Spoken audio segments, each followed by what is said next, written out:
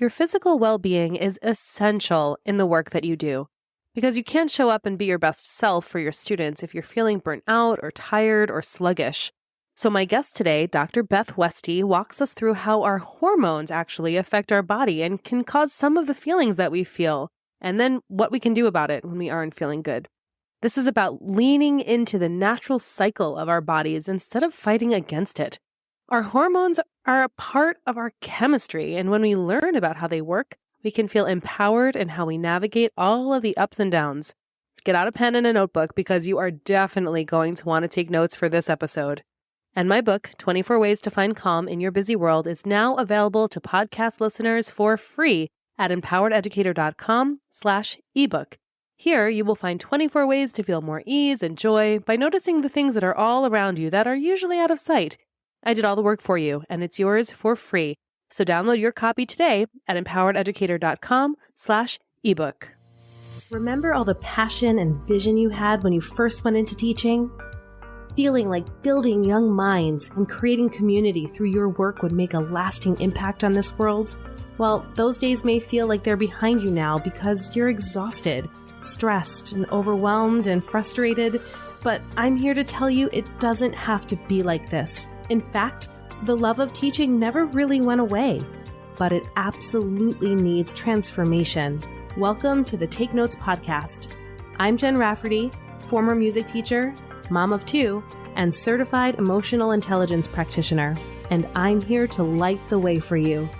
In order to create a generational change for our kids, we need to shift the paradigm away from the perpetual stress and overwhelm and into a life of joy and fulfillment.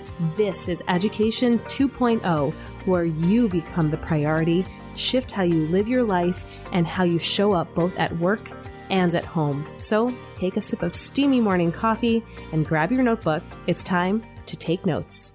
Hello, everyone, and welcome to this fabulous episode of Take Notes. I am here with the incredible Dr. Beth Westie, who is a chiropractor, author, speaker, women's health and nutrition expert, and founder of Eat for Your Cycle and Nutrition for Your Hormones. Dr. Beth is the author of the best-selling book, The Female Fat Solution, the creator of the 12-week female hormone solution, and the Eat for Your Cycle method, and is the host of the Female Health Solution podcast.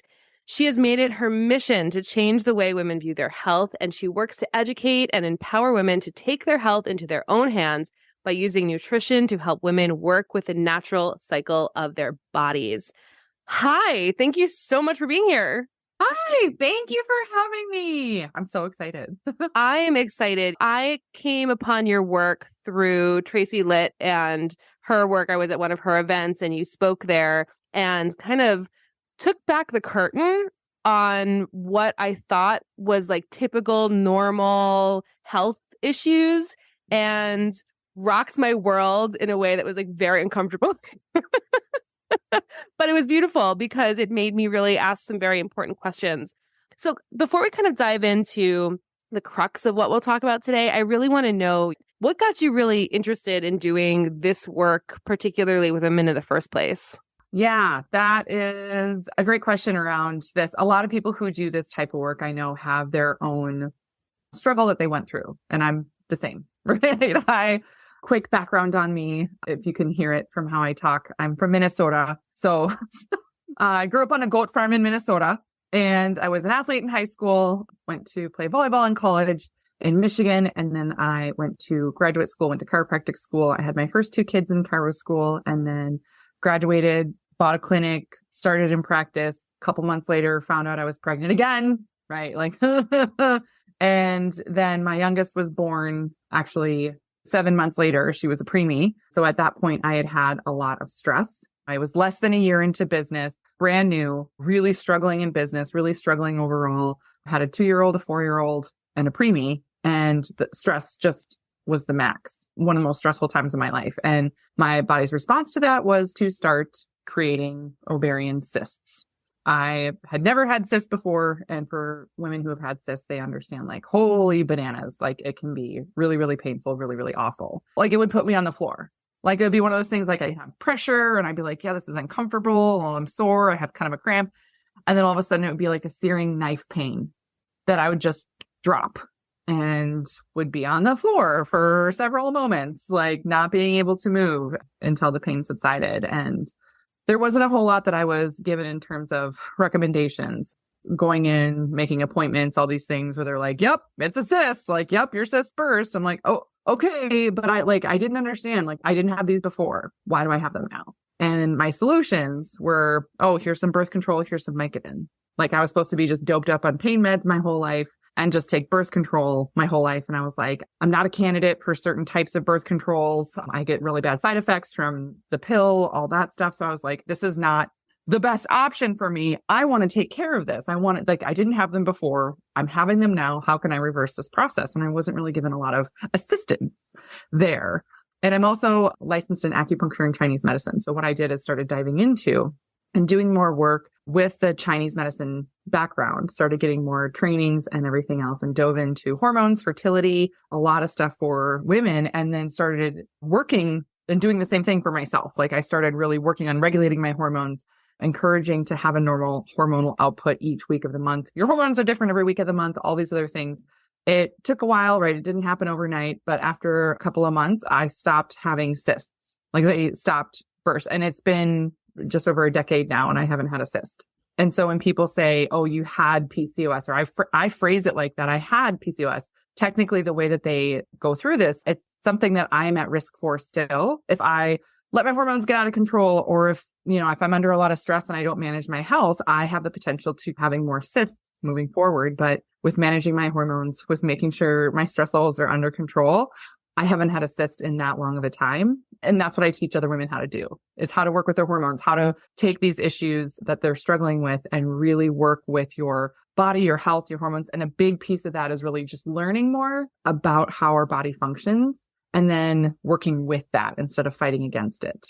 Yeah, I think that was one of the most eye-opening things that you had talked about, was that our hormones was something that we really need to know about. I mean, saying this out loud now seems so silly because I've been working with you and knowing your work for so long. But we talk about hormones when you talk about puberty. And if you're somebody who wants to get pregnant or has been pregnant, that's another time where you talk about them. But other than that, it's like, oh, well, it's just PMS.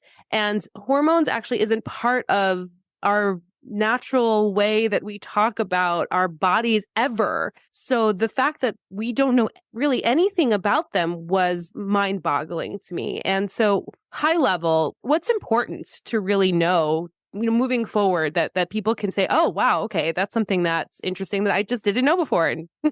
Yes. Well, I think to your point here, like, you're absolutely right. I honestly think it's a huge disservice that is done for us, that we don't understand more about our physiology and like the benefit of having our hormones shift and change. So when we talk about this, I'll split it into like two main categories because it's easier to understand. Essentially, like when you have a cycle, right? Day 1 is the first day of your period. Then up until day about 14, that's when you would ovulate.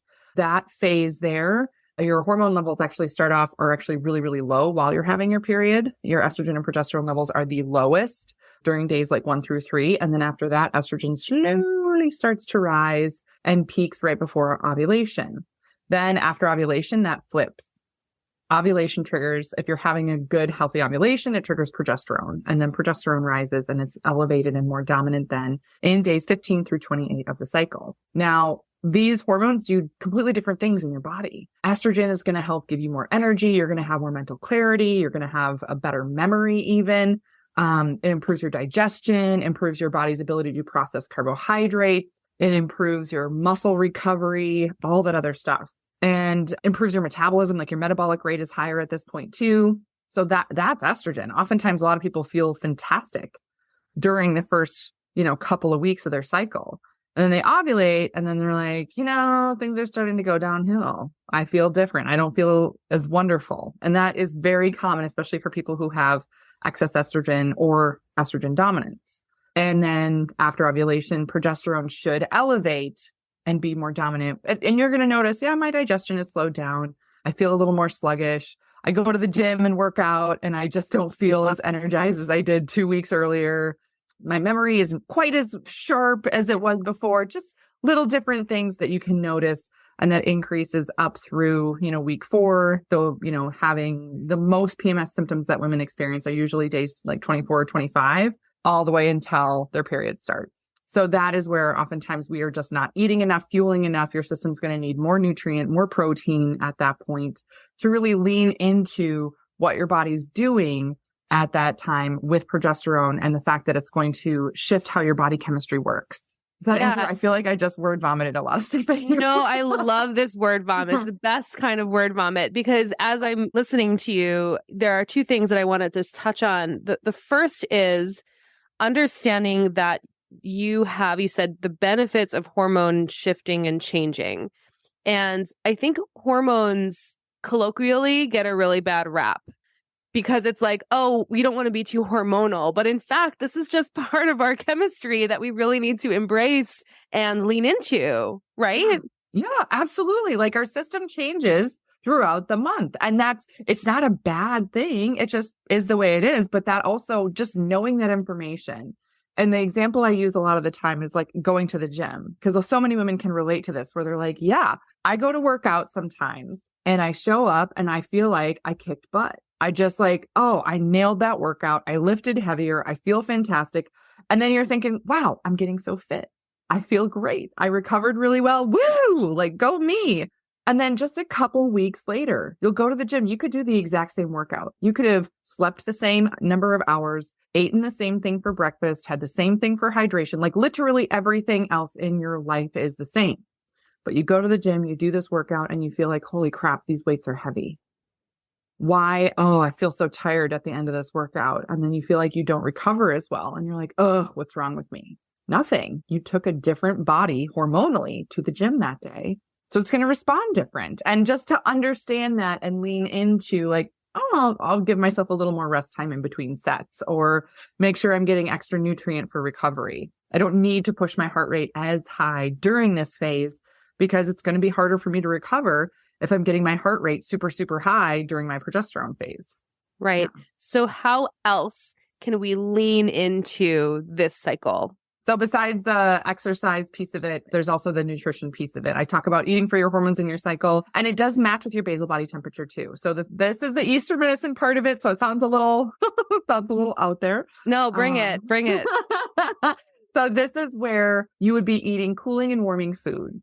And this is just a different way to look at the classification of the food that you're eating. And it's easy. And I do talk more about this stuff sometimes where it's like, oh, like, is this good or bad to eat? So like, oh, is a banana bad to eat because it's fruit and it's sugar? And it's like, no, it's not bad. It's just a banana, but it's what else is that doing in your system, right? And when we look at specific foods, a lot of times when you're looking at Eastern medicine, they have a certain tone to them, and they can be classified as either warming, neutral, or cooling. And the cooling foods, we would want to eat more of those during the estrogen phase, during days 1 through 14. That's going to help work with that lower basal body temperature and help the production and maintenance of estrogen in your system because you're working with that phase. Then after you ovulate, then you switch over into the progesterone phase, and you're actually going to be incorporating warming foods. So cooling foods are going to be things like chicken, turkey, fish, any raw fruits and vegetables. Seasonings that can be cooling would be rosemary, mint, thyme, cilantro, dill. Just, stuff that is probably in your kitchen right now, but it would be beneficial to utilize more of that during the days 1 through 14. And then days 15 through 28, just switch it over. Eating more beef and bacon. That's very warming when you're in the progesterone phase there. Spicy foods, adding peppers, using hot sauce. Great. Ginger, cinnamon, cooking fruits and vegetables, especially because at that point too, your digestion is just slower naturally, which is fine, right? So you can do things to help it along. But this is where sometimes women realize, oh my gosh, I eat a salad for lunch every day because it's healthy. Great, right? But sometimes I have a hard time digesting it, or I feel like it upsets my stomach. It's usually during the progesterone phase because your stomach digestion is just slower. So you'd have to do things either to help your digestion more or not eat so many raw veggies then. If you're going to eat leafy greens, like saute them, cook them, have it not be quite as fibrous. Right. Yeah. Help your stomach out. Yes. But it's just a very different way of looking at how you eat. And again, if the basis of what you're looking at is talking about basal body temperature, lower during the estrogen phase, higher during progesterone phase, and leaning into that. which again is like, I didn't think of that. Okay.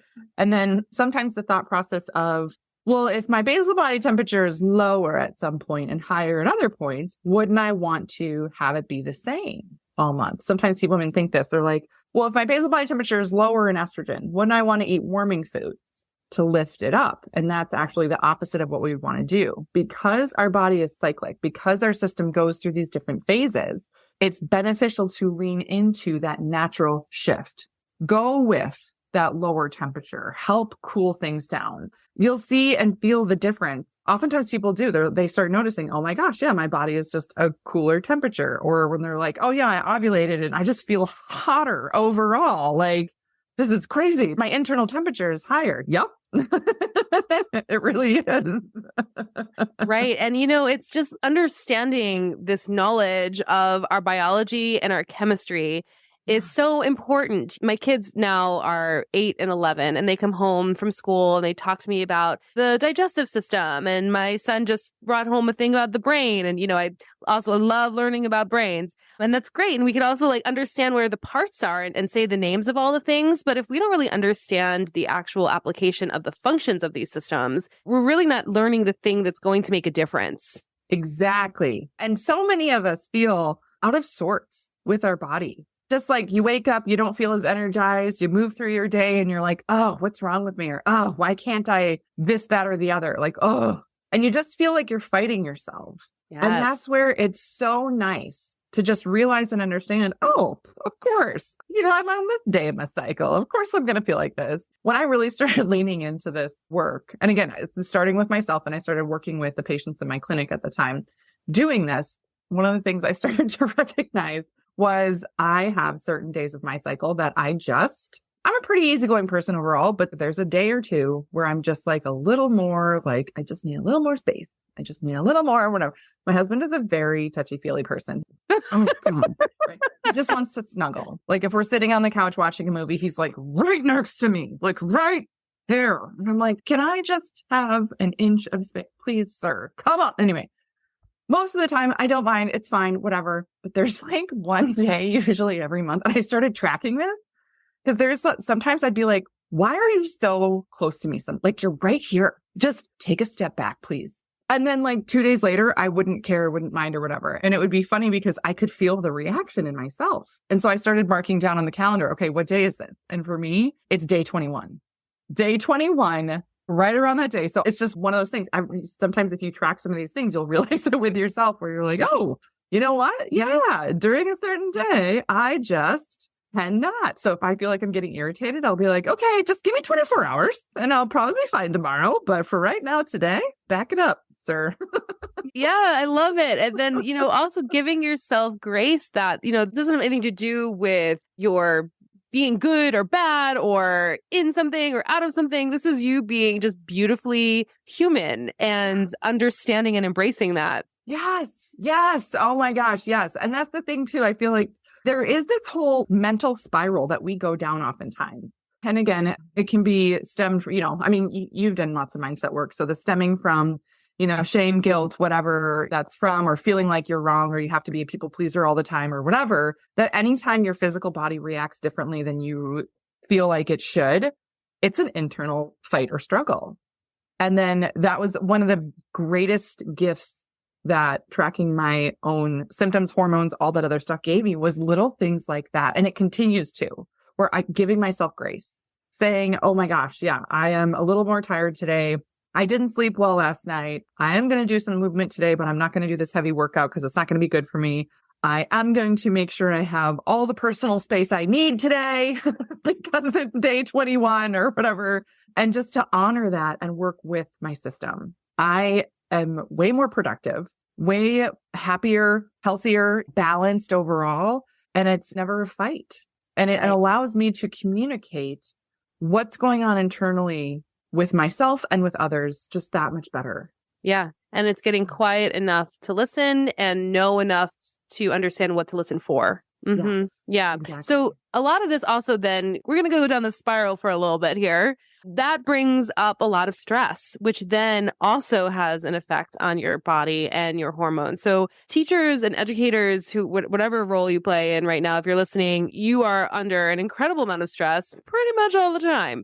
So let's talk about that, Dr. Beth. Can we talk about stress and what that's actually doing to our bodies and why it's kind of counterproductive to some of the efforts that we think that we're making to live a healthier lifestyle?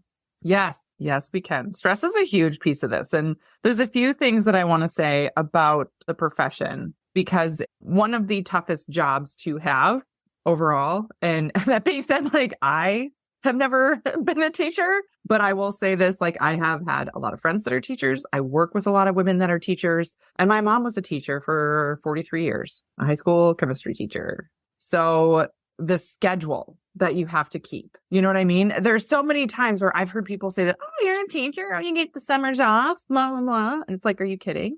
Do you have any idea how many hours teachers spend in the classroom in the summer setting up things? My childhood was spent in the high school chemistry lab, cleaning beakers, cleaning test tubes, setting up the lab, setting up the storage room, all that stuff. That, I mean, it's not just like, oh, you know, fall, school starts, there you go. No, it is a year-round, nonstop, early in the morning, being available before school for kids, doing things that you don't, you know, during the day where you don't even get a lunch break.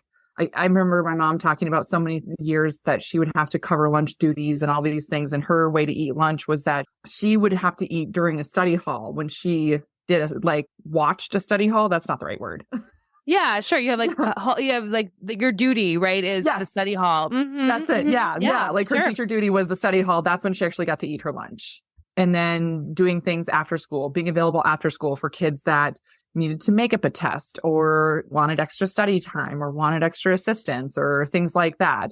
People who work a 9 to 5 often have a much easier schedule than teachers do. And that's not even including, again, the other work that you do outside of that to prep for your teaching hours. So it is a very stressful job that shifts and changes year round. And it can change again as well, stress wise, with a batch of kids that you have in your classroom. It can change with administrative things, or if something changes in the school district, or if funding changes, or all this other, right? Like the stress can come from so many places. And when we talk about the impact of this, and nobody goes into the teaching profession to become a millionaire. You know what I mean? They become teachers because they love it, and they love teaching, and they love kids and the education process and want to share that with others. So the hard thing I see with a lot of this is that people who love aspects of their job and love the work, but the stress of the environment and the schedule and everything can really wear you down, and it can be really damaging to your health, to your hormones, to your adrenals, everything. It reminds me too of the frog in the pot of water. Do you know what I'm talking about? Sure do. Yeah. Yeah. Where it's almost like the water is boiling before you realize there's a problem. Right. Yeah. It's that slow boil. Mm-hmm. Yes. Yeah. So the stress that I see from people is usually something that's been going on for a long period of time. It's been chronic stress, which is some of the worst stuff to put up with. It's easier for the body to recover from stressful events. If there was a big stressful event and say the stress level gets to be like a 9 out of 10, but it's for a short period of time, so then your body can recover and move on from it. If you have stress levels that are like a 6 to 7 out of 10, but on a daily basis, every day your stress levels are a 6 or 7 out of 10, you might be thinking, well, it's not that bad. It's not as bad as that one day, but that's still a really high stress level. And then if your stress levels are like that every day for years, it wears on your system so much. It will impact how well your digestion works. Your digestive system is not going to work and function as well. It's not going to absorb nutrients. You're more likely to be nutrient deficient. You're more likely to have fatigue issues, adrenal insufficiency or adrenal fatigue is what people call it. It can be hard to get up in the morning, or you're going to be relying on caffeine to just make it through the day. There's a gal I worked with. This is one of my favorite things. One of my favorite stories is somebody I worked with that was a teacher. She was a teacher. It was 19 or 20 years that she'd been a teacher, and she taught in an elementary school, like 4th or 5th grade or something like that, older elementary school kids. And we had started working together over the summer because she was really like, she had taken the spring and then the early part of the summer and was like, okay, I'm going to get healthy. I'm going to feel good. I want my next year to be like the best year of me, all this stuff for the school year. And when her school year started, she was like, yeah, I'm doing okay. I don't know if there's a lot different though. I'm not sure. It was just really doubtful. And then several weeks later, we touched base again. And she said, okay, I have to recant what I said on our last call because like, I didn't even realize. She goes, but my husband said something about how I must be feeling better. And she goes, I didn't even notice. She goes, but he said that with his work schedule, like he would normally come home from work later in the evening. She would leave for work early and would come home at like 3:30 or 4 or something like that. And then he would come home a couple hours later. So she would be home before him. And normally at the beginning of the school year, every year, again, for like 19 or 20 years, every time in September when school would start, he would come home and she would be asleep on the couch. It's tough to go from summer to all of a sudden the early mornings and all this stuff, right? She was exhausted. He would come home, she'd be asleep on the couch and he'd have to wake her up and then they'd make dinner and all the things, whatever. Well, she had started school and he said, yeah, you must be feeling better. And she's like, well, what do you mean? He goes, every day for the last 3 weeks that I've come home since you started school, he goes, you've been awake. You haven't even been sitting on the couch. Like I come in and you're doing stuff. You're in the kitchen. You already prepped dinner. Or I came home. Remember that other day I came home, you were out for a walk. Like you gotta be feeling better, right? And she was like, oh my gosh, I didn't even realize. But yeah, I come home and I'm not exhausted and then fall asleep on the couch anymore. So what kinds of things was she doing to get her to that place? Yeah. So one of the first things was she's eating enough protein, getting enough nutrient in, getting enough protein, because again, being a busy teacher, she didn't have time to eat during the day. And so she just kind of had given up on it. She'd eat something in the morning and then would literally go her entire school day without eating. Your blood sugar crashes. Sure. It's so hard. So one of the biggest things we did is I was like, you need to keep snacks in your pocket. I was like, even if you're walking from one end of the building to the other during this time frame, I was like, get a snack in, get some bites of a protein bar, something. So she had a couple of different points during the day where she could shove some food in her face. Again, she wasn't sitting down when she was doing it, but she goes, oh my gosh, I definitely feel better on days where I'm eating. And I'm like, yeah, yep. Wait, yeah, can you just say that again for the people in the back? She's like, I feel better on days that I eat. And I'm like, yeah, I mean, is it optimal to like sit down and have a full meal for lunch and all those things? For sure. But again, teachers don't have time to do that, So I was like, even if you have a bar, a snack, I mean, it was protein bars. She had these little individualized packs of nuts and, it was like trail mix type of thing from Costco that she'd keep in her pockets. And then she'd make these little like oatmeal protein balls that she really loved. That's what she would throw in her face. And it was just a matter of like keeping her body going. And she's like, I can't believe that I went this many years, and thinking it was fine just because I could make it to the end of the day on nothing. She's like, yeah, I drink coffee and water throughout the day just to keep going. Well, that's a lot of it. Like you said, that is the boiling water, right? We make it through the day. So we're like, check, we did it. That was successful, I guess, because I didn't die. Right? But like for me and the people that I work with, I say this a lot. I feel like not dead is too low of a bar, right? We need to do better than that. Not dead. Too low of a bar. Too low. Yes. But I mean, I'm laughing because it sounds so silly, but honestly, I was there too. Like I was that also. And I think I'm going to digress for just a second, because this weekend I was actually talking with a lot of pre-service teachers who are in collegiate programs. And I think it even starts then, because you're overloaded with this schedule and you go. You're often taking a full course load of 18 credits, perhaps even taking some credits for free. Your student teaching experience is actually an unpaid experience for the most part, although it's starting to change right now. And so we kind of live in this world right from the get-go of this is just the way it is here. And you're not only going to dedicate your passion and your purpose, but you are also going to sacrifice in the name of selflessness and martyrdom your physical being for the sake of the kids and your passion and your purpose. And that's just bullshit. Like, I get so angry about it because you can't actually serve the kids that you want to serve if you are not taking care of your physical body. We need to prioritize this differently. Mm-hmm. Yes, the oxygen mask has to go on you first before somebody else. Yes. Yeah. So that's, I mean, what you're describing right now hits in a place that is very near and dear to my heart because that's just in the air that we breathe. The water, coffee narrative is real. Yeah. Again, I watched my own mom do it for years. I mean, I will share this as well on here because we talk about hormones and things like that. I remember very, very vividly when I was younger, I was maybe 8 or so. And I remember my mom wanting to have another baby and she had a few miscarriages. Like it was just not, but I remember at that time too, she was, as a teacher, she would drink a pot of coffee every day. That was how she functioned. That was how things went. Like, was that the best thing? You know what I mean? Like, what the heck? She drank a pot of coffee every day for decades. Yeah. Decades. And it impacts your health. It impacts your body. It impacts all this stuff. But again, you just keep going just to make it to the end of the day and everything else. And so that's the other thing is when people realize like, oh my gosh, I'm busting it through the day. But then who are you outside of that? Like when you go home, what do you have left over for your kids, your significant others, or even for yourself? Like, do you have hobbies or things that you love to do that you just have zero gas in your tank to dive into? I mean, that was the thing. This gal that had been a teacher for 19 or 20 years. And then for her to come home and not need to sleep for 2 hours on her couch. And not only that, not to not sleep, but to be up and about doing things, not just like doing chores in her house, but to be out for a walk. Like she's enjoying her life. Yes. Yes.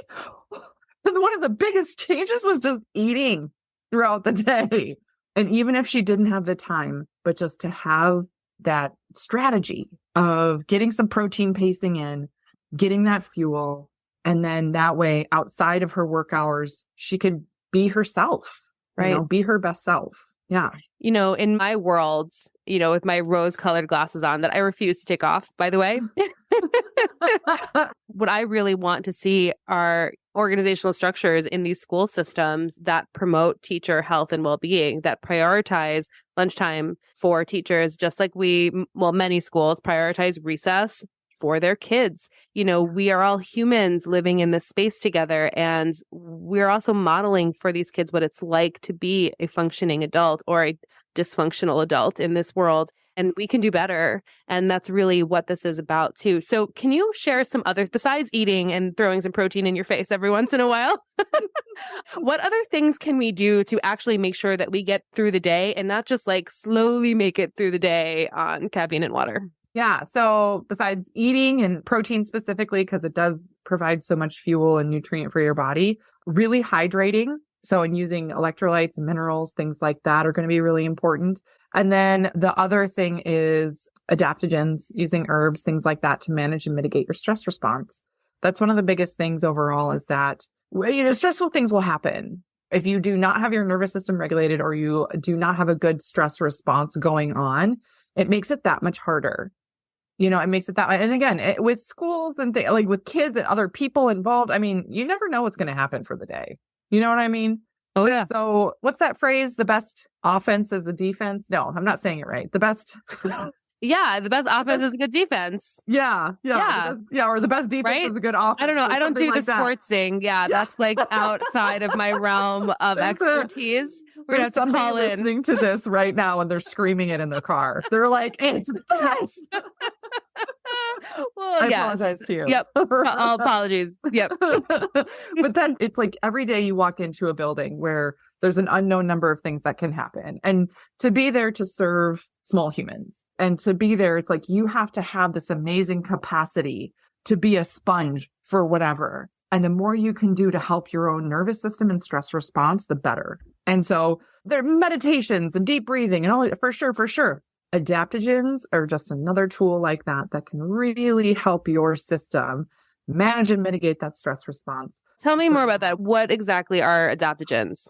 Tell me. So adaptogens, it's a group of herbs that are Chinese herbs, Ayurvedic herbs. So it's an Eastern medicine classification of herbs that actually help keep your stress response within a certain window of tolerance. Stress sometimes gets a bad rap because we think, oh, stress is bad or cortisol is bad. It's not bad. Like, you should have a cortisol response of some kind. It's not great if it gets to be too high or too low. So we want to keep it, it's like the three bears. We don't want to be the papa bear or the mama bear. We want to be the baby bear right in the middle, right in the middle, right in that window of tolerance. So you have normal reactions to things. When our stress levels get to be too high, that creates a lot of anxiety feeling in our bodies, racing thoughts. Some people get heart palpitations. Some people have excess sweating. That also is a trigger for throwing off your hormones, things like that. That disrupts your sleep, disrupts your digestion. A lot of things like that. So adaptogens are great because they actually help bring that down and help calm your system. Adaptogens are really unique. And again, they're an Eastern medicine herb. Most of the things from our Western medicine mind, we think about, if I have this thing, if I have A happen to me, I need something that deals with A. If I have B happens, I need something different to deal with B. So if A is too high, B it's too low, I'd need two different things. The cool thing about adaptogens is that they actually work with both. They bring down high cortisols and help your body manage that, but they also bring up low ones. So if you are too low, if you have a hard time getting out of bed, getting going, if you feel like you're just sluggish and slow responses to things, sometimes people feel like just very low mood overall, like not feeling like yourself.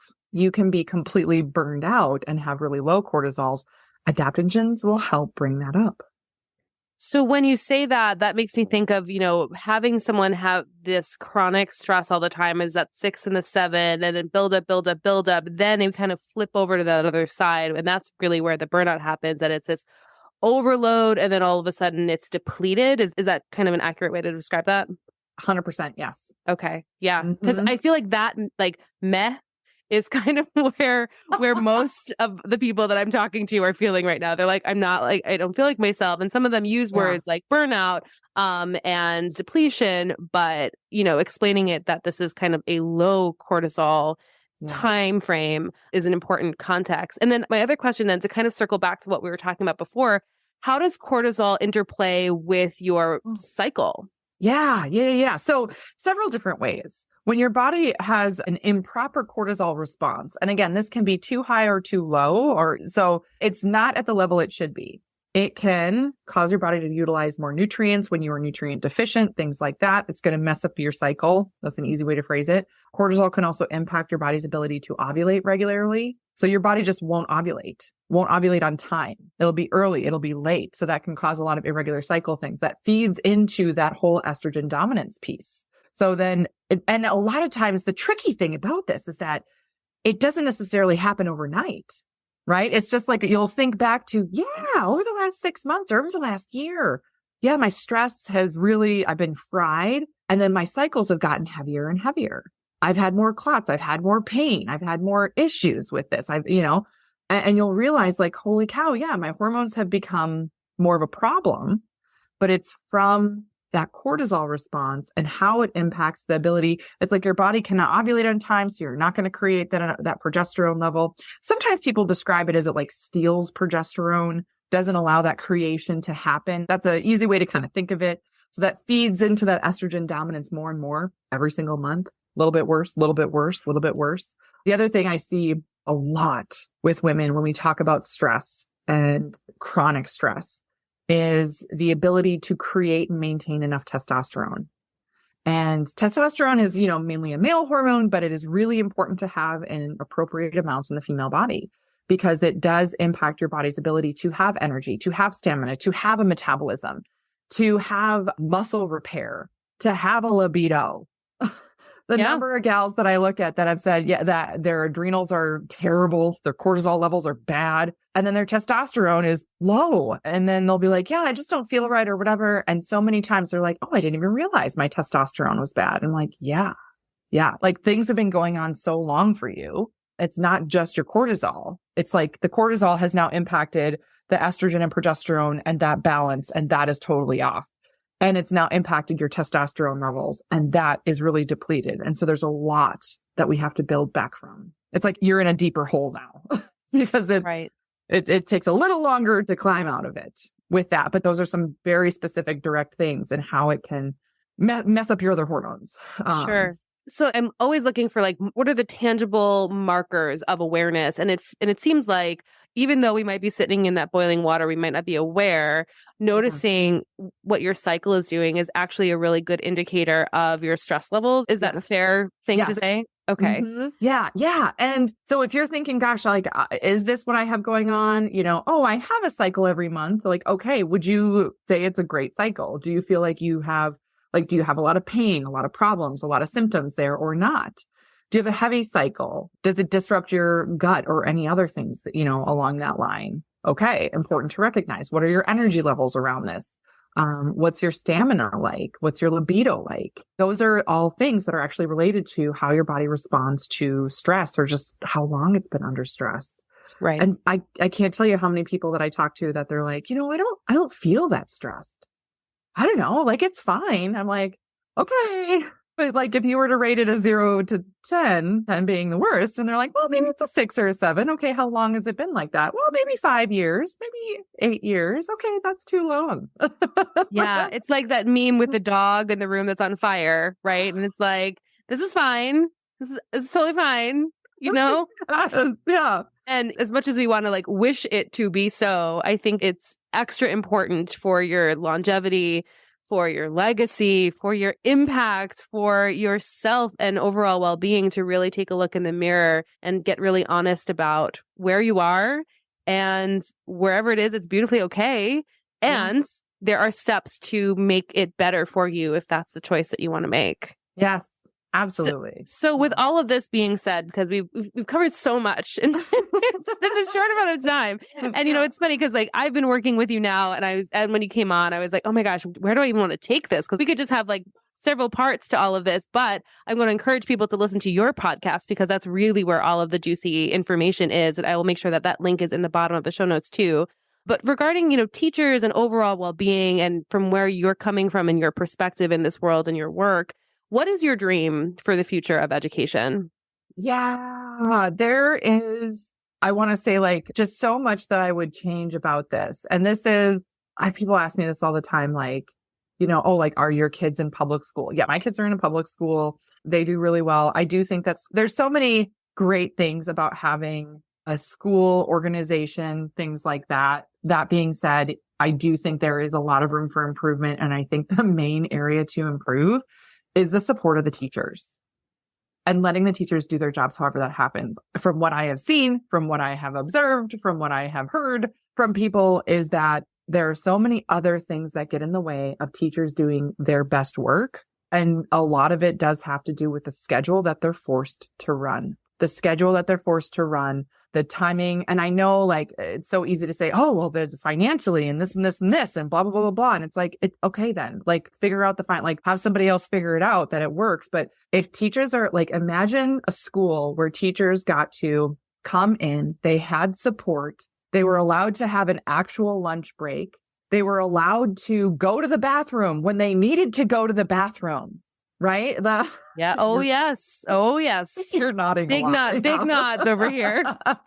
Yes. The number of teachers I work with that have said that they've had bladder infections because they literally could not have the time to relieve themselves is, to me, just terrible. And that teachers, like I said, they get into this profession because they love the art of teaching and reaching out to young minds and all these other things. No one's doing it to make it rich or whatever, you know what I mean? Out of all the things that you could do in the world, that is not where you go to make the big bucks. You know what I mean?